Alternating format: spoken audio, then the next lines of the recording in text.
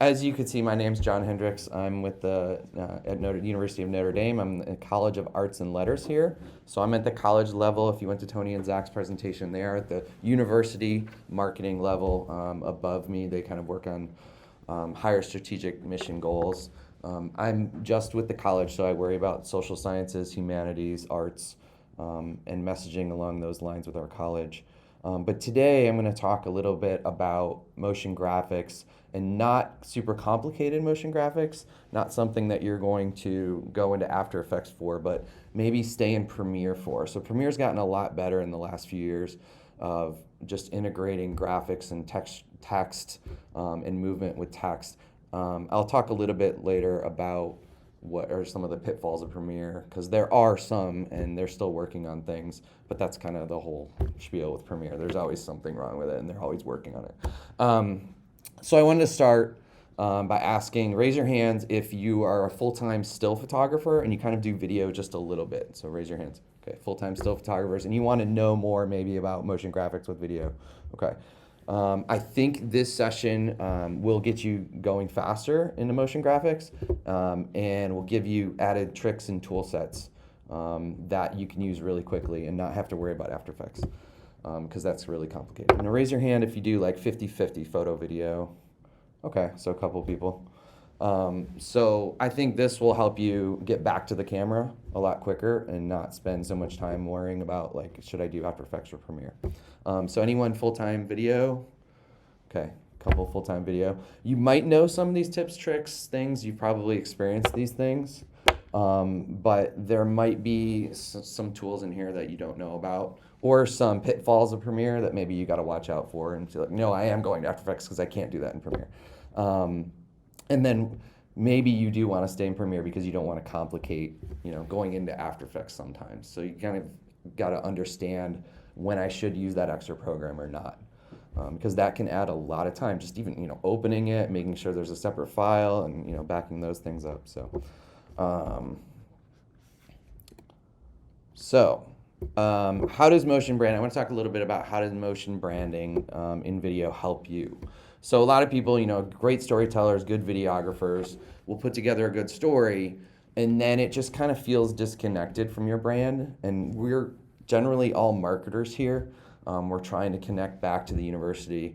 How does it help? How does this motion branding help? So first, branding obviously helps, but motion is definitely a little better in terms of like you're trying to get someone's attention from across the room and you're saying, hey, hey, hey, but eventually you're like this, hey, right? So that motion kind of, if they can't necessarily hear you, that motion kind of helps you, especially if they're not listening with audio on or anything like that. That motion will bring attention and get you a few more eyes, even if subtly. But obviously, if you're trying to get someone's attention and you're acting like a psychopath, like that's not good. So I always tell people, don't go overblown with your motion sometimes. You've got to be really intentional about it and make sure you're doing it pretty well. So keep it simple and get through it quickly. All right. So visual branding like this provides interest that elevates your prestige and professionalism and brings attention to itself with motion. It's like so animating logos, intros, outros, lower thirds, elements like text you can move around the screen, along with your own branding, custom transitions. So transitions are even a part of this. You can do that in Premiere as well. It adds more value, and importantly, it connects all your videos like a spider web to each other. So obviously these are different brands, but your videos should connect like a spider web to each other. And people should know if they're watching one video that has some branding, it should connect to the next video in some fashion or form. If you saw with Tony and Zach's presentation, they did a MLK Day video series, and that series definitely connected to each other in the way and form it was shot, and with their graphics and motion and templates for that. All right, so let me talk a little bit about what Adobe calls their motion graphics. So does anyone know what this acronym is for? What is a MOGRT? It's not yogurt. It has nothing to do with yogurt. Yogurt, no. It's a motion graphics template. So this is what Adobe calls their files that you can use in Premiere or After Effects.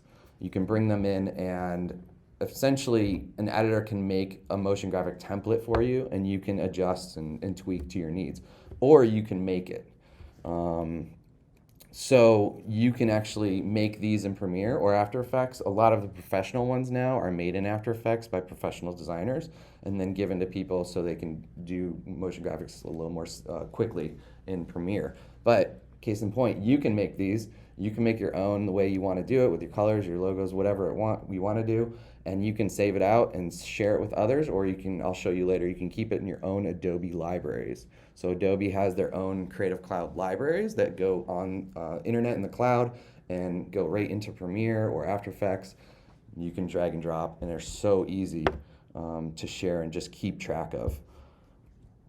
Let's talk a little bit about the good and the bad and the good with Premiere and the After Effects. So the bad about Premiere. Premiere is not going to get you deep into the controls of controlling motion and Mogerts. It doesn't have expressions. I don't know if you guys are familiar with expressions in After Effects. Those are like custom coding. It's almost like coding stuff. And After Effects can do all this very specifically. Premiere is a lot more basic.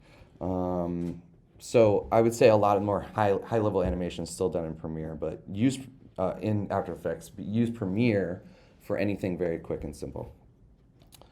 The good thing is that you're working in one program, you're already editing your video in Premiere, and you can just use these controls right in Premiere and not worry about opening another program, not having the other program crash and possibly corrupt your file, or saving that file in any location. So you can just have this one Premiere program open.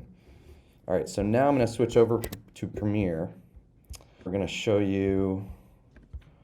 So sorry, I'm working off of one monitor here for Premiere, which if you guys use Premiere, it's like really hard to like have a tiny monitor for all the panels that need to be open for Premiere. So I'm usually on two, so bear with me. If you guys can't, I think you can see kind of everything in here, but I'll usually kind of expand a panel for you guys if you need to see something further. So always just feel free to speak up and ask if you need that. So let's start talking about Mogerts and these motion graphics in Premiere. So this is your essential, this is kind of the windows you need open Premiere. This is your main program monitor, so it's going to show what's in the timeline.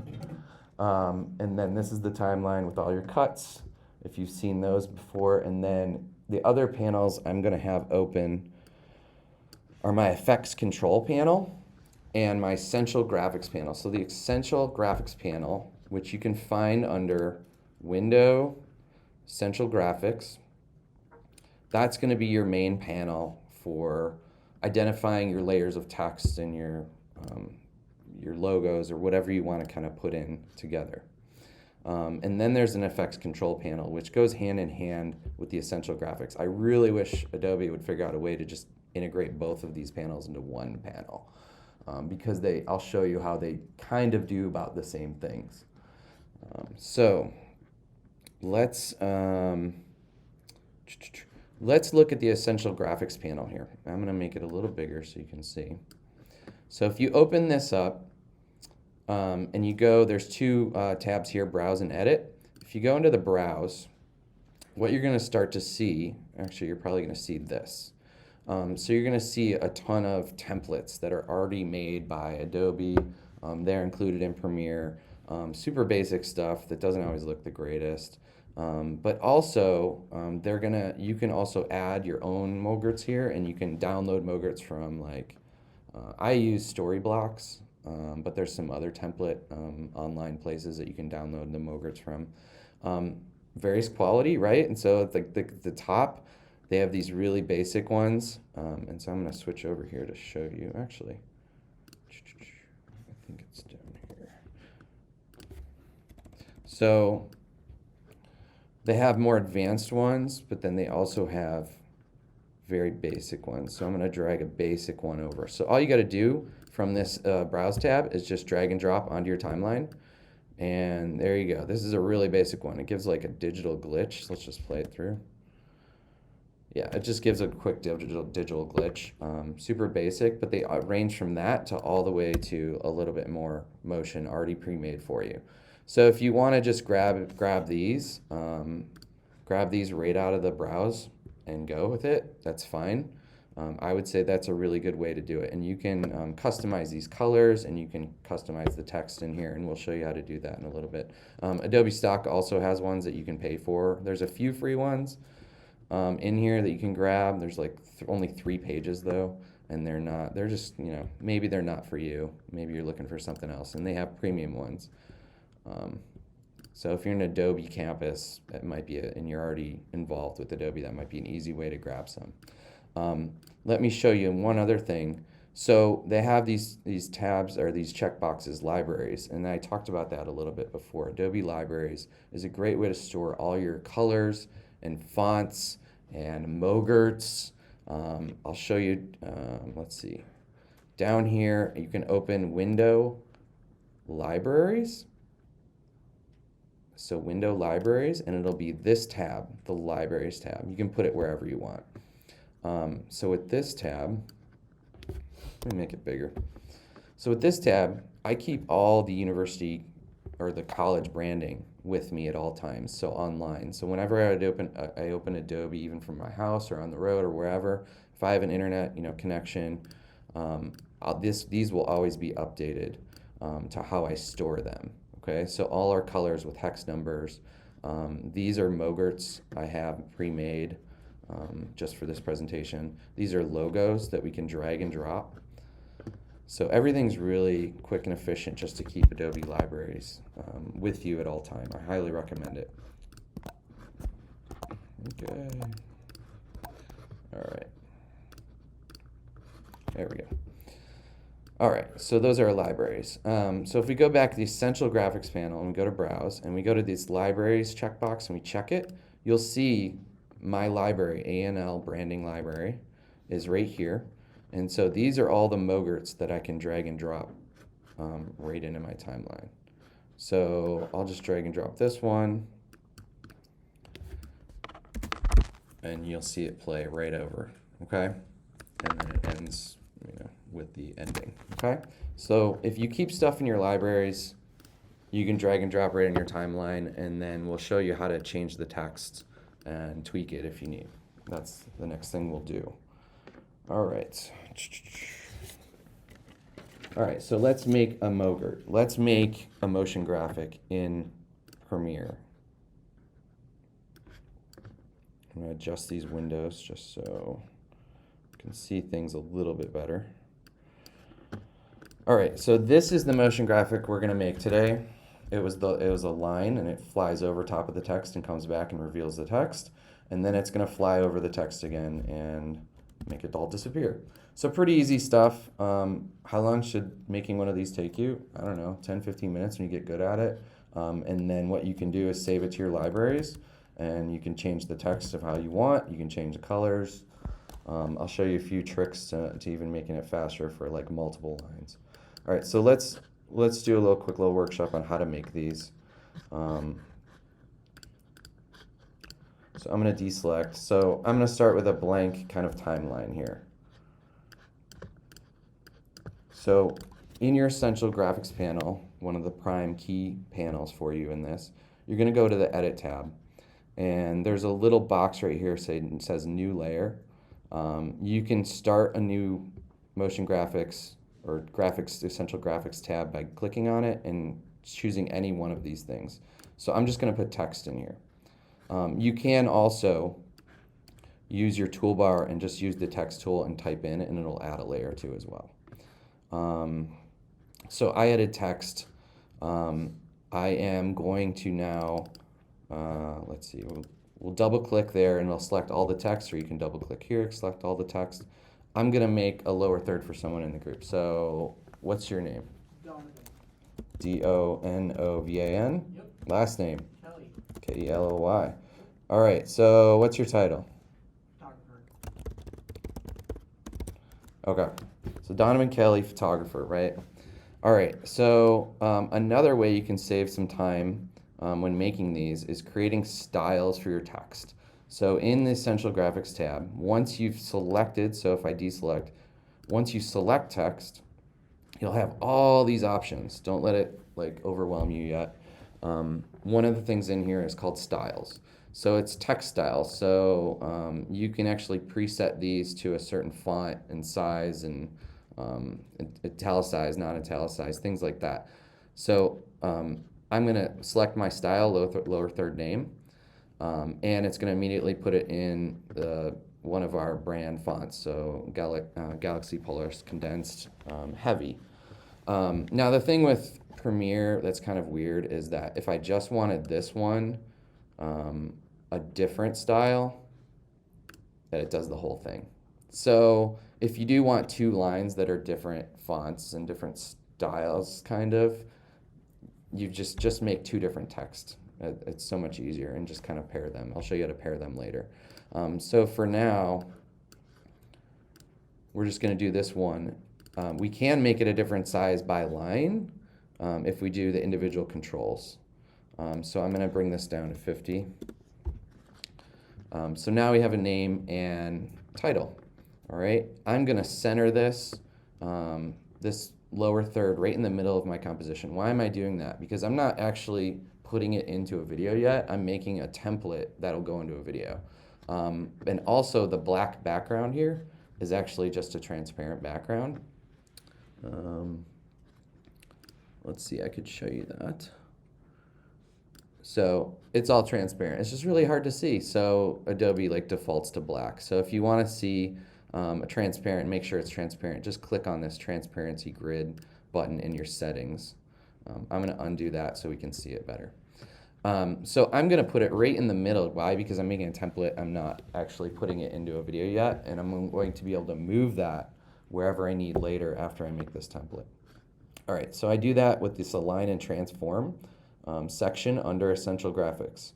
There's a middle, a centered vertical, and a centered horizontal. So boom, it's right in the middle. I just know it's in the middle now. It's just so much more easy to create. Now, what I'm going to do is make that little line. So how do we make that little line really quickly, or how do we make a shape or anything? There's a couple of ways you can do it.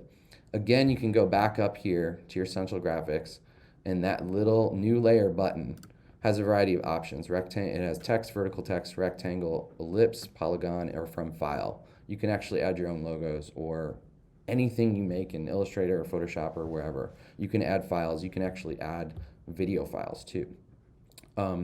So that's one way you can add, say, a shape.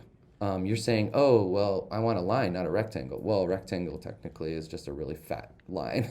And so you can squeeze that rectangle down to whatever width you want. And I can show you that in a little bit. But here is the other way you can do it with your toolbar.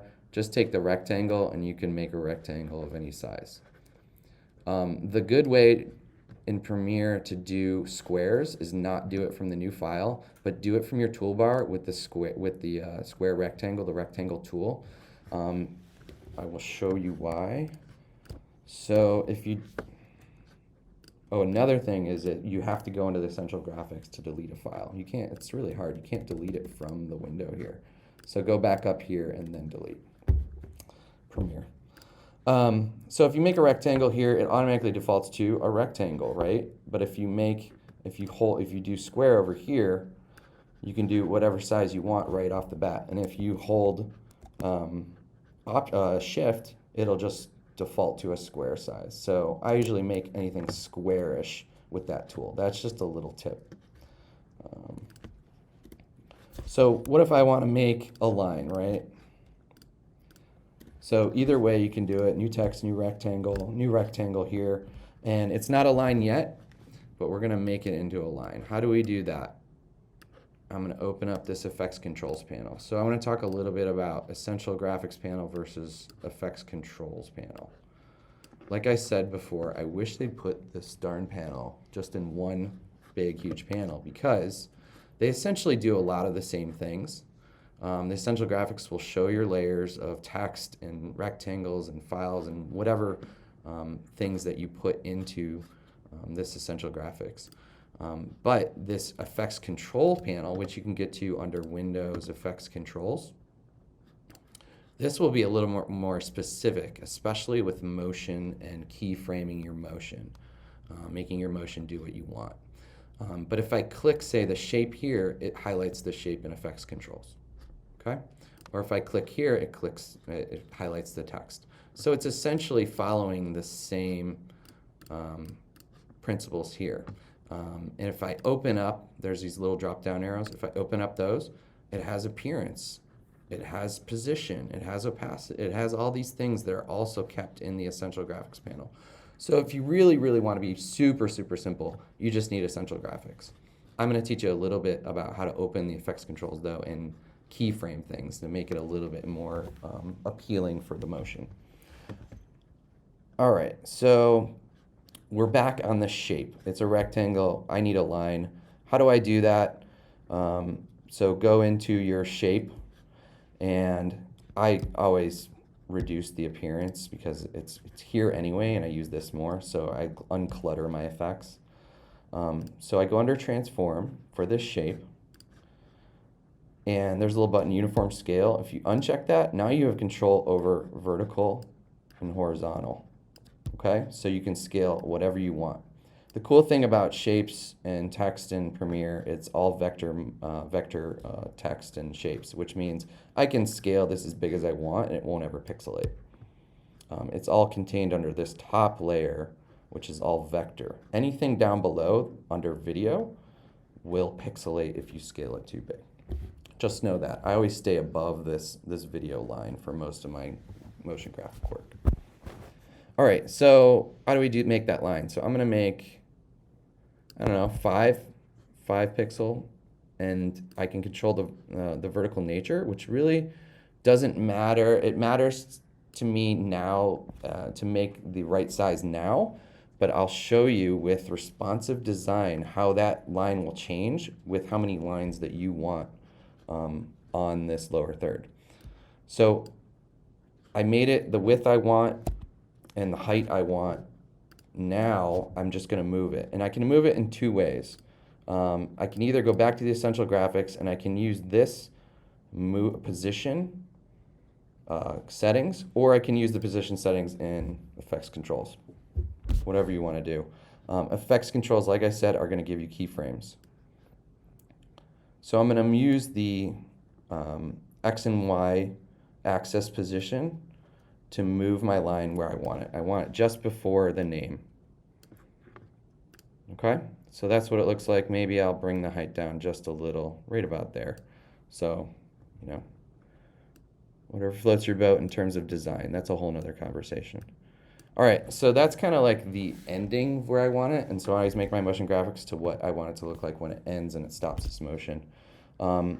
So let's get into a few things. What about if I have 3 lines, right?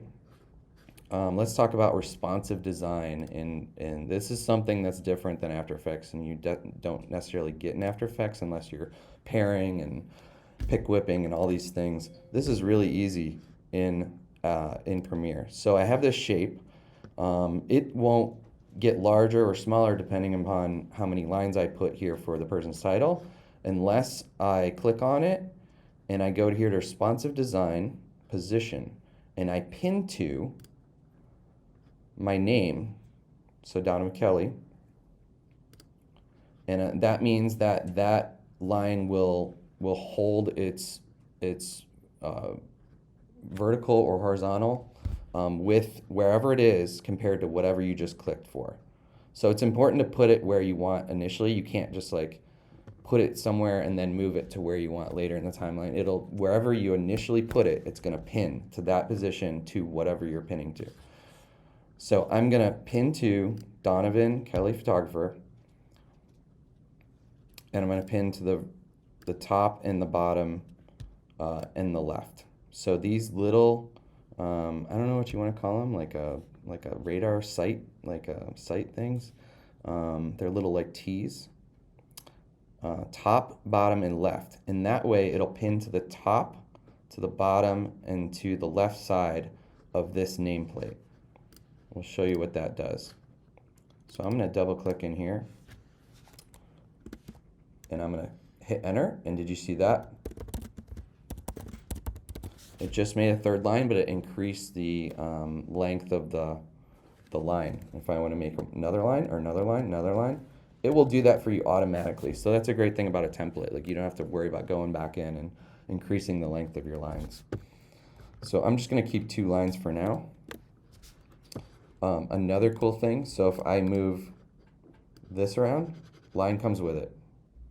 Okay, so that's why we pin to the left side as well. That one right there, the left side. I'm going to put it backward. Oops, sorry.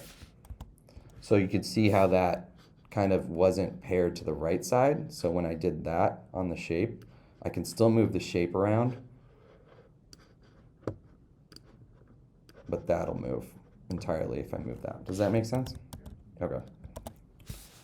All right.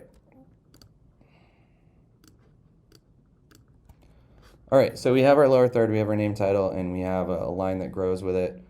Let's make some motion really quickly. We're going to do a lot of our motion and effects controls. So we're going to click on that shape, and we're going to go into position. Now there's these little, I don't, some of you are familiar with this, some are not. There's a thing, it's a little stopwatch. It says toggle animation. It makes keyframes, and those keyframes look, if I click on it, look like little diamonds. Okay, so that's going to basically put that line, or whatever I'm clicking on, it's going to put it at that location and stop it there. If I move ahead on my timeline, which I can do down here or up here, it coordinates together, I can then use this X and Y value and move these things. So I'm going to move this forward, and I'm going to move it so far as where it would cover a really long name. And that, see, it automatically created another keyframe. So we're going to move ahead again, and we're going to bring it back to the original position. What I recommend is always sticking with your original value, so -72, and I can just type that in.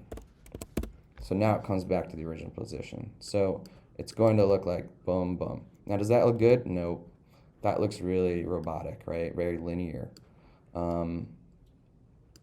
With motion graphics, you definitely don't want to be super linear with your work because it doesn't feel right. It doesn't feel human.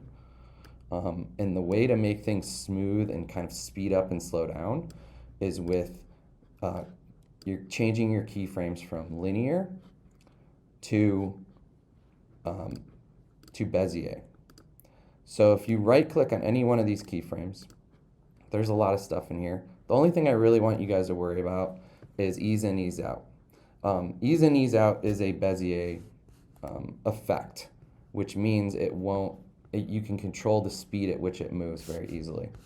But I really, just to make it easy, I just want you guys to worry about ease in, ease out. So if you right click on a keyframe, you want something to move, temporal interpolation, which means time, you can ease in, ease out. What's the difference between easing in and easing out? Easing in is when something's coming to a stop. Easing out is when it's starting to move. I feel like they did put these backwards, like the ease out should be first, if you feel like you're starting, but it is what it is. So if we look at this line real quick, it's going to start up here on this first keyframe. You guys see it? In this first keyframe, I'm going to right click on it, and I'm going to ease out because it's starting. In the second keyframe, I'm going to click on it. I'm going to ease in because it's stopping. But then also, and I'll show you this, also it's going to start again and go this way. So if you want to kind of see what this is doing in the background, just do your little arrow drop down, and you're going to start to see curve values. So if I would undo that, you're going to see this goes back to linear. This starts to ease in, but it kind of gets linear, and even if we go one more, it's super linear. So if you have diamonds, it's all linear. If you're easing out and easing in, so I'm easing out, it's going to start very slow, and this is velocity. So it starts very slow, and the velocity gets more and more and more, and then it comes back to this one. Now if we ease in, boom, now it looks like a mountain or a hill, I could say. So it starts slow, gets fast, and then it stops slow. That's what you kind of want in your motion graphics work, to keep it really quick and easy. So ease in, ease out. If I ease out of this one, it's going to put it on the other side. Ease into this one. Now I have two hills. That's what I want to see. For the advanced users, I get a little bit more in depth, and I can pull these handles and make a little bit more,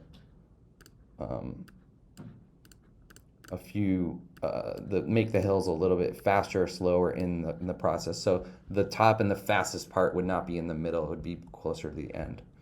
So if we take a look at these really quick and where this line goes, it starts slow and then it goes fast and then it stops really slow too. Okay, so not linear but Bezier. From there you can kind of adjust these keyframes. So you can adjust these keyframes to how you want. Okay, so I can make them really close and make everything a lot faster. So now it goes a lot faster. Cool? Okay, it just depends on what you want to tweak with it. And so you can use this technique on all the templates. They usually have these keyframes built in somewhere. If you say, I want this motion to go faster or slower, that's how you do it. You just go in here, drop down in the position, and adjust these keyframes. Okay, but you're saying, John, wait, the title's still visible, right? You're like, oh, well, we've got to hide that. In After Effects, in the Essential Graphics panel, you can also make masks, which is pretty cool. They're super easy, so you can make a mask almost out of anything. You can make it out of text, and you can make it out of shapes. So I'm just going to add a rectangle. It adds this crazy filled rectangle. We don't want that. But the cool part is, if you go all the way to the bottom of Essential Graphics, Mask with Shape, if you click on that, it becomes a mask. That shape becomes a mask. So we'll actually just title it mask to keep it separate. And you can invert right here, and it'll show or not show. So we essentially want it to show on the final.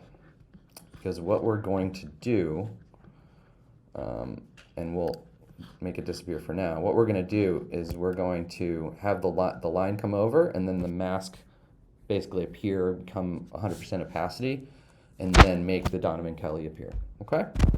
So super easy way to do that is the same way we move the shape around, is go to the mask. We can again make, oops, sorry. We're gonna, I think I messed that one up. So this mask up here, we're gonna go to that one. We can again adjust the scale however we want if you want to do that, or you can just grab sides, make it big or small, whatever you want. Either way is fine. There might be some pitfalls down the road, but I'm going to make this mask, and I'm going to put it right on our line, and I'm going to make it a little longer than this name, because sometimes names are longer. And there we go. So it reveals, so when we move it over, it's going to reveal this.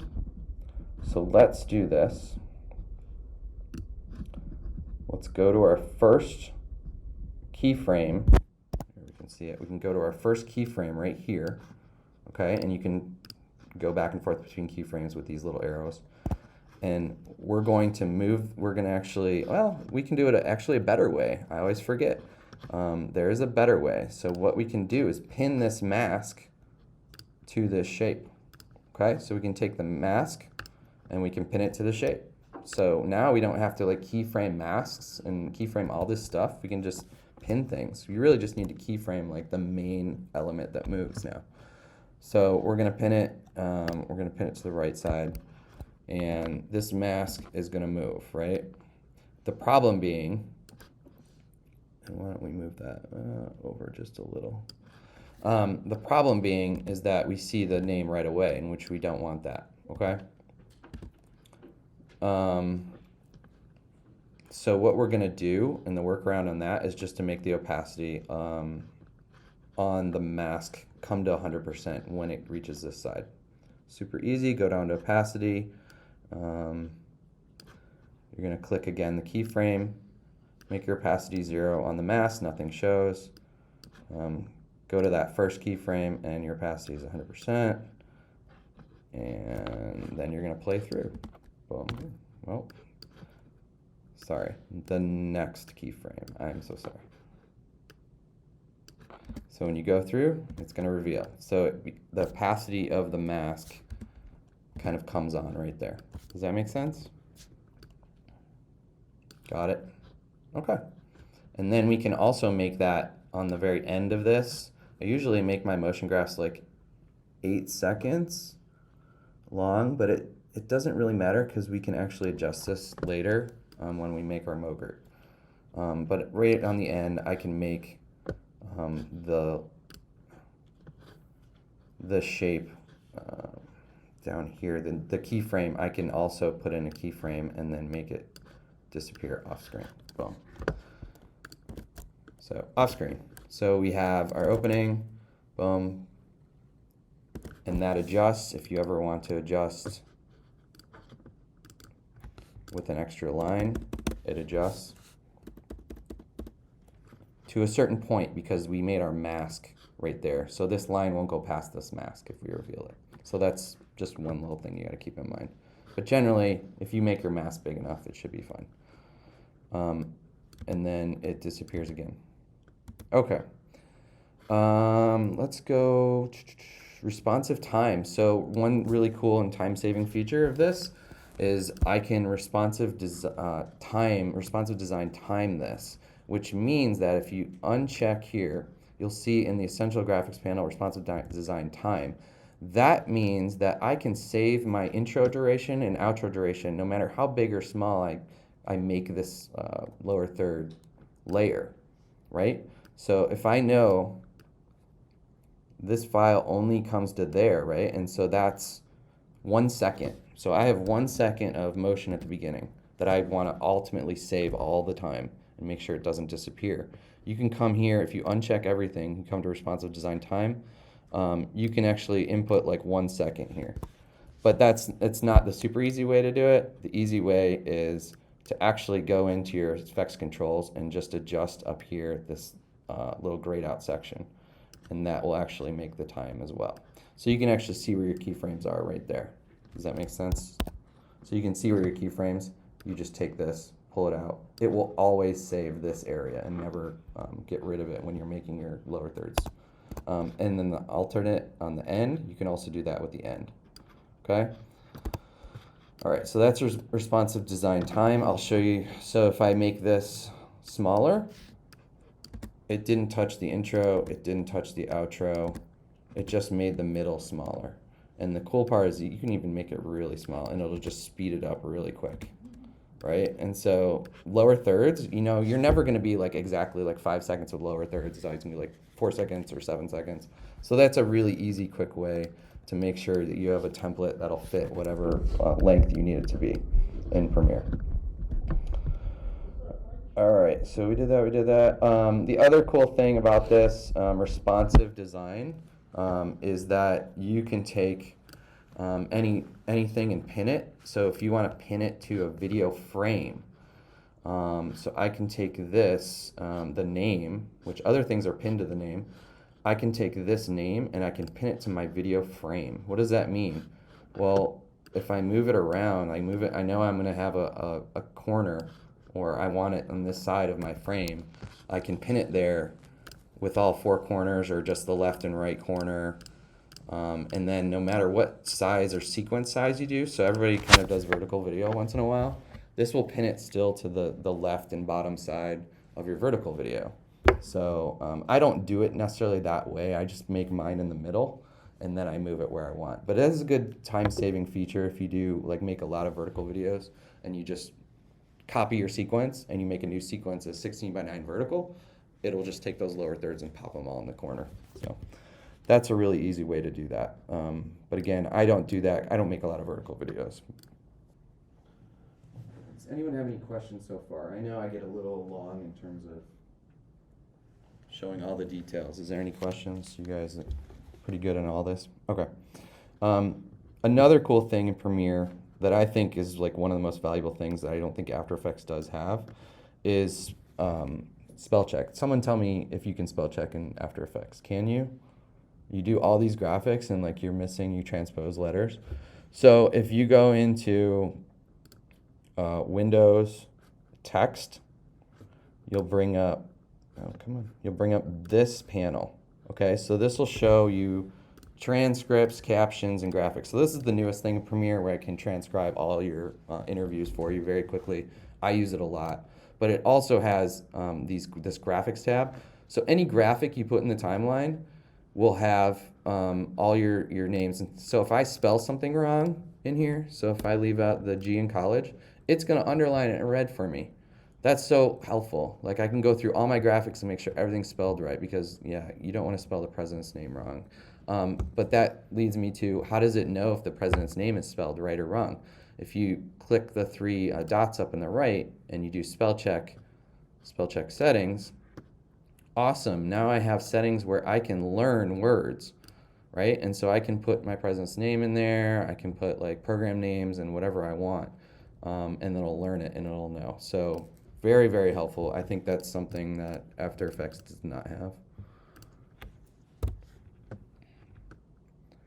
All right, so you've gotten to this point. You've made your motion graphic. You want to share it with someone, or you want to just keep it in your libraries. Just right-click on this file in your timeline and go export as motion graphics template. You can name it whatever you want.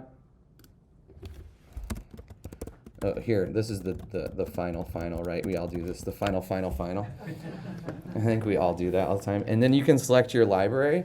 So you can keep it on your computer or a different drive or whatever. I always keep it in my Adobe Creative Cloud library, so it stays on the internet in Adobe's cloud, and it goes to After Effects and Premiere, it goes to Photoshop, Illustrator, it goes to everything. So I'll have access to all of to this everywhere I go. Include video, thumbnail, and you can also keyword. So if you get a ton of these Mogerts and you have one for various programs or you're connecting various departments, you can keyword the department name or whatever you want and find them easy. So you hit OK, and it's going to make that. And then if you go into your libraries, I'll show you back here in the Browse tab. Oh, let's see. This is the final. So it's right here. Right here. So it's already in my library, ready to go. Drag and drop. You can change the names on the fly. You can add extra lines, however you want to do it. Now there's a variety of other ones you can do. You just kind of keep them based on program. You can kind of see what you've done in the past as well as a quick drag and drop instead of going back into another sequence that you did a year ago or 2 years ago. You can make folders. All those are organizable within the Files tab of your Adobe Creative Cloud program, especially your Libraries program. So all these are in here. It just added this one. Where is it? It should be in there. Did it not? I don't see it. Well, somehow it's in my library. But you can organize these into different folders, and it makes things very easy. The colors, the hex numbers, you can always do color picker on these right in your program. And I just wanted to show you some of the other versions that we've done that you saw at the very beginning.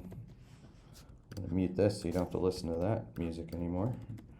So you can also use logos. So like I said, you can import in Essential Graphics in the new from file, so you can import your logos. Okay, so same thing with the line, import your logos. I also, on this one, I also added a basic 3D effect. So there's a few effects in Premiere that will help you. A few like drop shadows.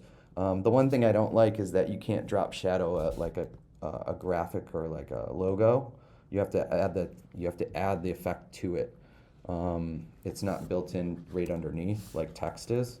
So if you're in text, you can go right down to your appearance and you can figure out all these different things. You can do shadows and backgrounds and strokes and what your fill color is. But you have to add the drop shadow. So the basic 3D effect is really cool. It's not as good as After Effects, but so it's right here, basic 3D. You can do a tilt, which is what I did with that other logo. And you can kind of do specular highlights and distance to image and things like that. It's like a fake After Effects, like 3D formation. But it's cool. You can do a few things with it. Also, there's transform. I learned lately that transform was really cool because it can do blurs. So if I wanted to do that line and make it blurry when it was moving, so right here, it's really sharp, And in After Effects, you can turn on blur and make it blurry. Unfortunately, if you move things with the shape, so if you move things in the shape with these keyframes in just the shape, you can't blur it. So what people do is they add the transform effect right above that shape. And then they use this thing called shutter angle. Photographers are pretty familiar, videographers are pretty familiar with shutter angle. And if you change it to 180, it will blur. Unfortunately, if you keyframe in the actual shape, it won't do it. It just affects the keyframes in the transform effect. So if I was going to make a new one of these really quickly and add transform to it,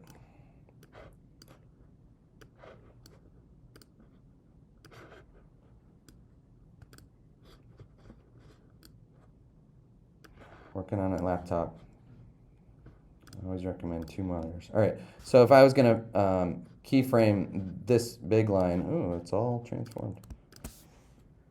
I'm going to get rid of this stuff. All right, so if I was going to keyframe this guy, oh, not the anchor point, the position, and make him move this way. Let's make him move a lot more. So he won't blur, right? Especially that slow, but he won't blur. But if I change this shutter angle to 180, come on. He's gonna blur. Okay, so that's like After Effects. That's like a cheat like you can do in Premiere. Unfortunately, you've got to make sure that you keyframe and move things in the transform effect, not just in the shape. The downfall of that is transform will not pin. So you can't, if I have a shape, I can't pin it to a transform effect. You can't pin it to an effect. You can only pin it to text or shapes or files. So sometimes you do have to work out, like, do I really need motion here, or do I need that blur effect or not? I think it's cool as long as you can get away with it and you don't need to pin to it. But I think pinning is very valuable for motion graphics.